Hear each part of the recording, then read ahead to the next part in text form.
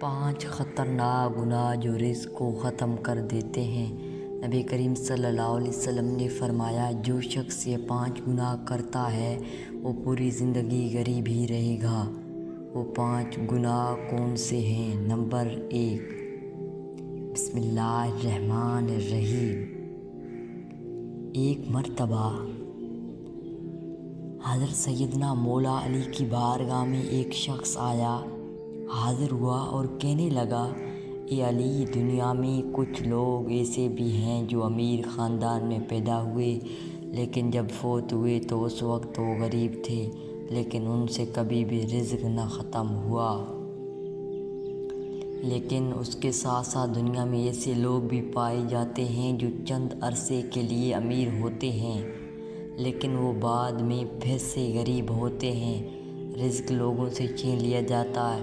اس شخص نے یا علی سے پوچھا، یا علی، وہ کون سے ایسے گناہ ہیں جو رزق میں کمی اور اس کے ساتھ ساتھ اس کے رزق سے آہستہ آہستہ برکت چلی جاتی ہے؟ اس شخص نے پوچھا، یا علی، وہ 5 گناہ کون سے ہیں؟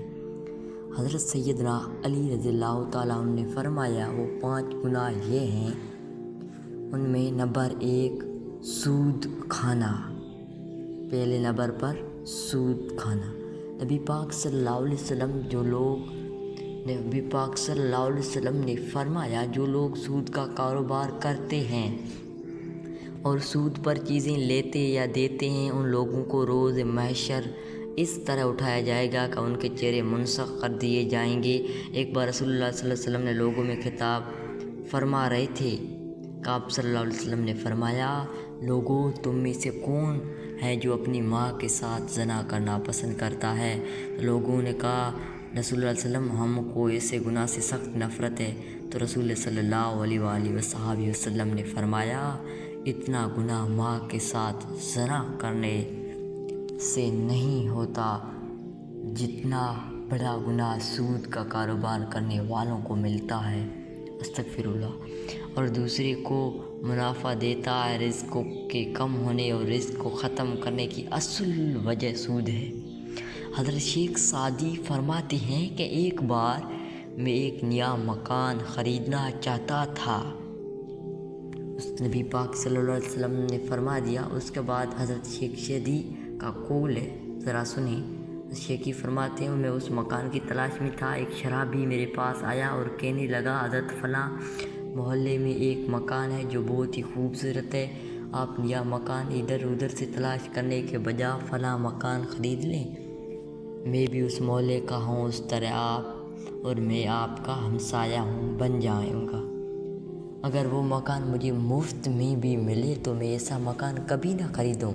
حضرت شیخ سعدی نے فرمایا کہ تیرے مرنے کے بعد اس مکان کی قیمت 10 گنا زیادہ بھی بھر لوں گا۔ نمبر 2، حضرت سیدنا علی رضی اللہ عنہ نے فرمایا، دوسرا سب سے بڑا گناہ یہ ہے کہ تم کسی نیک اور پرہیزگار عورت پر الزام لگاؤ یا تہمت باندھو۔ قرآن کریم نے اللہ پاک فرمایا، جو لوگ نیک عورتوں پر تہمت لگاتے اور عورت جو ہر وقت میری رحمت کی آغوش میں رہتی، جن پر ہر گھڑی میری رحمت کی بارش برستی ہے، وہ نماز ادا کرتی ہے، با پردہ رہتی ہے، اور اللہ تعالیٰ نے فرمایا، جس طرح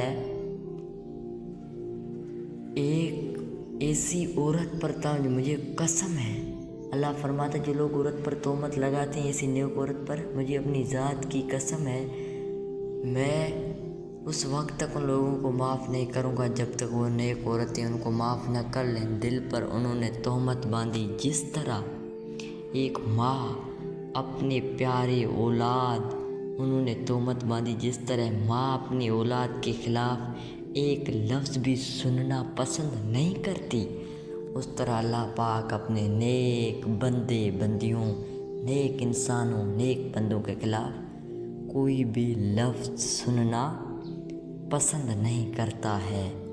سبحان اللہ، کیا خوب بات ہے، میرے اللہ اپنے نیک بندوں کو اتنا چاہتا ہے۔ اس کے بعد حضرت عیسیٰ علیہ السلام کے پاس ایک بوڑھی عورت آئی۔ اس نے کہا، اے عیسیٰ، میرے شوہر 30 سال پہلے فوت ہو چکے ہیں۔ ایک بوڑھی نے کہا، 30 سال پہلے؟ میں اس سے بہت محبت کرتی تھی۔ اب ہر روز میرا شوہر میرے خواب میں آتا ہے اور میرے گھر خواب میں آ کے مجھے کہتا ہے میری قبر پر آ کر میری قبر کھود کے دیکھو۔ روز میری خواب میں آ کے یہی کہتا ہے، ایک بار میری قبر کھودو اور میرا چہرہ تو دیکھو۔ اے عیسیٰ، میں بہت ہی دور سے چل کر یہ مسئلہ آپ کے پاس لے کر آئی ہوں۔ حضرت عیسیٰ علیہ السلام نے کہا، آؤ میں بھی آپ کے ساتھ چلتا ہوں۔ تو حضرت عیسیٰ علیہ السلام اس بوڑھی کی بات سننے کے بعد حضرت عیسیٰ علیہ السلام بھی اس بوڑھی عورت کے ساتھ آپ کے شوہر کی قبر کھودنے کے لیے جا رہا ہوں۔ وہ دونوں اس قبرستان پہنچے جہاں اس بوڑھی کے شوہر کی قبر تھی۔ قبرستان میں جا کر حضرت عیسیٰ علیہ السلام نے فرمایا، بتاؤ تیرے شوہر کی قبر کون سی ہے؟ بوڑھی عورت نے ہاتھ سے اشارہ کیا۔ بوڑھی عورت نے جب حضرت عیسیٰ نے پوچھا تو بوڑھی عورت نے ہاتھ سے اشارہ کیا کرتے ہوئے کہا، قبر ہے، وہ قبر ہے۔ حضرت عیسیٰ علیہ السلام قبر پر کھڑے ہو کر اللہ سے رو کر دعا کی۔ دعا کرنے کے بعد حضرت عیسیٰ علیہ السلام نے فرمایا، ایک قبر کے اندر سونے والے اللہ کے حکم سے کھڑے ہو جا۔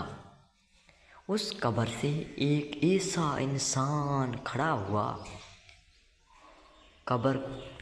اس کے بعد جب ایک انسان قبر سے کھڑا ہوا، جسے دیکھ کر عورت نے زوردار چیخ ماری اور بے ہوش کر گر گئی۔ وہ کھڑی ہونے والے انسان کا جسم تو انسان نہیں تھا، پر اس کا چہرہ منسوخ کر دیا گیا تھا۔ جب تھوڑی دیر بعد اس عورت کو ہوش آیا تو عیسیٰ علیہ السلام نے اس زندہ ہونے والے انسان سے دریافت کیا، تو نے دنیا میں کون سا ایسا گناہ کیا تھا جس کام کے بدلے تجھے اتنی بڑی سزا کا سامنا کرنا پڑا؟ تو اس نے جواب دیا، اے اللہ کے نبی، مجھ سے گناہ ہو گیا تھا جس کی وجہ سے میرا چہرہ بگاڑ دیا گیا ہے۔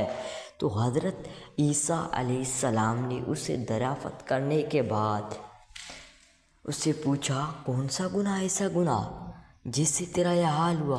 ویڈیو اچھی لگی ہونے والے انسان نے کہا، آپ لوگ ایسے کاموں سے بچیں اور اسی اسلامک نالج کے لیے روزمرہ اچھی نالج، اسلامی نالج کے لیے ہمارے چینل کو سبسکرائب کریں اور بیل آئیکن کو دبائیں تاکہ آنے والی ہر نیو انفارمیشن بآسانی سے آپ تک پہنچ سکے۔